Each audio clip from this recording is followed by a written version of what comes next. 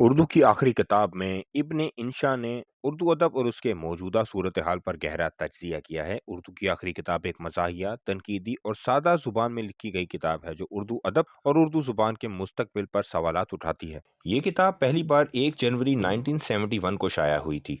इब्न इंशा की तहरीर इस किताब में एक जरूरतमंदाना कोशिश है कि उर्दू अदब को नया रंग और जाविया दिया जाए और इसके तस्करे में बेपनाह खूबियों के साथ इसकी कमजोरियों को भी उजागर किया जाए। इस किताब का मुतालिया उर्दू अदब के दिलदादा अफराद और सकाफती तजिया निगारों के लिए एक कीमती तजुर्बा साबित होगा। इब्न इंशा ने इस किताब में उर्दू जुबान के मुस्तकबिल, सियासत में इसकी मदाखलत और अदब की तरक्की पर बात की है।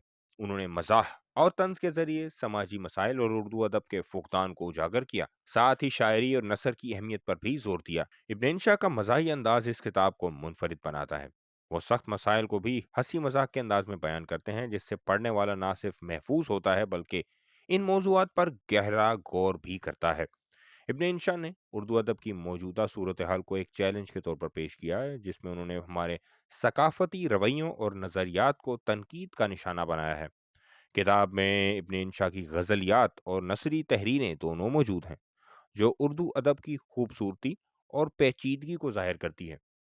आप इस किताब को पढ़कर उर्दू अदब और ज़बान के बारे में गहरी बसीरत हासिल कर सकते हैं, मगर मुझे इतना मालूम है कि 90s किड ने ये किताब ज़रूर पढ़ी होगी। आपका इसके बारे में क्या कहना है?